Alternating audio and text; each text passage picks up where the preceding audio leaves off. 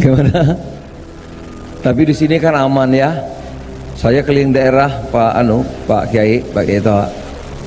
Sini aman sini. Jakarta nggak ada masalah. Yang jauh-jauh ada loh yang berubah. Jadi kalau sholat maghrib baca Al-Fatihah waladolin. Ada yang diam sekarang Pak. Ada yang diam sekarang. Ada Pak sekarang diam. Loh kok nggak ada. Ada yang diam sekarang banyak. Saking cintanya sama Pak Prabowo itu, ya kan? Itu kalau tahiyatul akhir Pak Yai kan gini Pak Yai. Tahiyatul akhir kan gini. Sekarang banyak gini Pak. Banyak gini. Itu Pak, teman-teman begitu Pak. Saking apa itu ya? Itu. Ya Pak Yai ya. Alhamdulillah sini enggak ya. Gitu.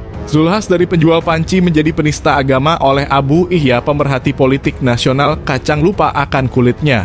Barangkali itulah yang pantas dikenakan kepada Menteri Perdagangan sekaligus Ketua Umum Partai Amanat Nasional dalam kurung PEN Zulkifli Hasan dalam kurung Zulhas. Betapa tidak, Zulhas dulunya hanyalah seorang penjual panci keliling yang tak jelas penghasilannya. Namun ketika reformasi dan masuk ke PEN serta bertemu dengan deklarator PEN Amin Rais bahkan sempat menjadi besannya, nasib Zulhas berubah menjadi orang nomor 1 di PEN. Setelah itu ia sempat menjabat Menteri Kehutanan di bawah Presiden SBY dan sekarang Menteri Perdagangan di bawah Presiden Jokowi. Rupanya berbagai jabatan tersebut menjadikan Zulhas tak kuat memikulnya, sehingga dirinya tak kabur.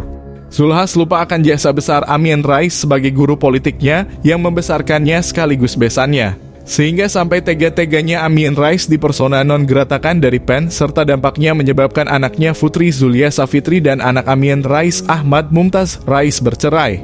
Meski sempat memiliki 2 anak. Tidak hanya itu, 3 anak Amin Rais yakni Hanafi juga ikut dipersona non gratakan dari DPR RI dan 2 adiknya dari DPRD DIY. Dalam istilah Jawanya, ditulung malah mentung. Tidak hanya sampai di situ, setelah sukses menendang Amin Rais dari PEN, ketakaburannya semakin menjadi-jadi. Terakhir dengan gagahnya Zulhas menistakan ibadah sholat dan surat Al-Fatihah sebagai bahan dagelan pada pembukaan Rakernas APPSI di Semarang dalam kurung 19 Desember 2023. Bayangkan, sholat adalah ibadah paling utama dalam Islam dan surat Al-Fatihah adalah surat pertama dalam kitab suci Al-Quran. Menghina surat Al-Fatihah berarti menghina Al-Quran, menghina sholat berarti menghina Islam. Naudzubillah min zalik. Sholat tidak akan sah tanpa membaca surat Al-Fatihah. Sedangkan garis merah antara muslim dan kafir adalah mengerjakan sholat wajib 5 waktu. Penistaan agama yang dilakukan Zulhas ini jauh lebih dahsyat daripada penistaan agama yang dilakukan Ahok tahun 2016 lalu. Sehingga menimbulkan gelombang demonstrasi berjilid-jilid dan terbesar di dunia yang pernah tercatat dalam sejarah. Seharusnya umat Islam protes lebih keras kepada Zulhas daripada Ahok. Kalau Ahok sampai dilaporkan ke polisi dan diseret ke pengadilan dan dihukum 2 tahun, mengapa Zulhas adem ayem dan tenang-tenang saja sambil memikirkan dinasti politik yang sedang dibangunnya? Apa karena dalam menista sholat dan surat Al-Fatihah itu Zulhas menyebut-nyebut nama Prabowo yang berpasangan dengan Gibran dan didukung Presiden Jokowi serta menjadi capres dari PEN? Kalau sholat maghrib baca Al-Fatihah, ada yang diam sekarang saking cintanya sama Pak Prabowo. Ada yang duduk tahiyat akhir dalam sholat dengan menunjuk menggunakan 2 jari bukan 1 jari, kata Zulhas dengan takaburnya. Seperti Prabowo usai debat perdana dengan mengatakan dasmu etik yang sengaja ditujukan kepada Anies silahkan. Anies hanya manusia biasa. Tetapi kalau Zulhas ingin membebek Prabowo dengan menistakan dan melecehkan sholat dan surat Al-Fatihah di negara dengan jumlah umat Islam terbesar di dunia, maka dampaknya akan sangat besar dan luar biasa. Pertama, tidak menutup kemungkinan akan terjadi protes besar-besaran umat Islam dan Zulhas akan diseret ke pengadilan serta menjadi penghuni hotel Prodeo sebagaimana Ahok. Kedua, sekarang sudah memasuki tahun politik dan pemilu serta pilpres tinggal menghitung hari. Meski setiap hari kampanye besar-besaran dengan biaya sangat mahal di televisi, PEN suaranya diprediksi akan jeblok anjlok dan jutaan warga Muhammadiyah yang semula sebagai pemilih tradisional PEN akan mengalihkan dukungannya kepada Partai Umat yang didirikan Amin Rais yang juga mantan ketum PP Muhammadiyah. Ketiga, kalau PEN sekarang menjadi partai parlemen ke-8 dengan 44 kursi 6, 84%, maka pasca blunder Zulhas ini, PEN bisa menjadi partai non-parlemen dengan perolehan kursi dan suara di bawah P3, Partai Umat, Perindo, dan PSI.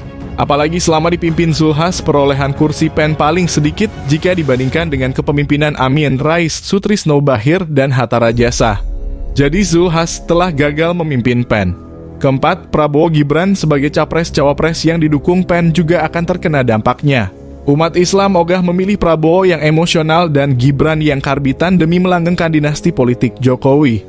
Rakyat akan menolak bentuk negara kerajaan Republik Indonesia dalam kurung NKRI seperti Korea Utara dalam kurung DPRK yang saat ini dipimpin cucu Kim Il Sung dan anak Kim Jong Il, Kim Jong Un. Kelima, ribuan caleg PEN dari DPRD kota atau kabupaten, DPRD provinsi, dan DPR RI juga akan terkena dampaknya akibat ketakaburan ketumnya.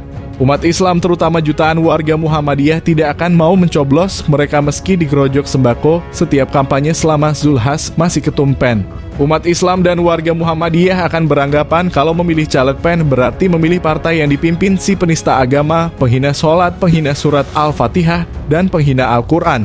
Maka satu-satunya jalan untuk menyelamatkan PEN mumpung masih ada waktu 2 bulan adalah digelarnya Kongres Luar Biasa KLB untuk mencopot Zulhas dari kursi ketum dan menggantinya dengan tokoh PEN yang bisa diterima warga Muhammadiyah dan umat Islam Indonesia.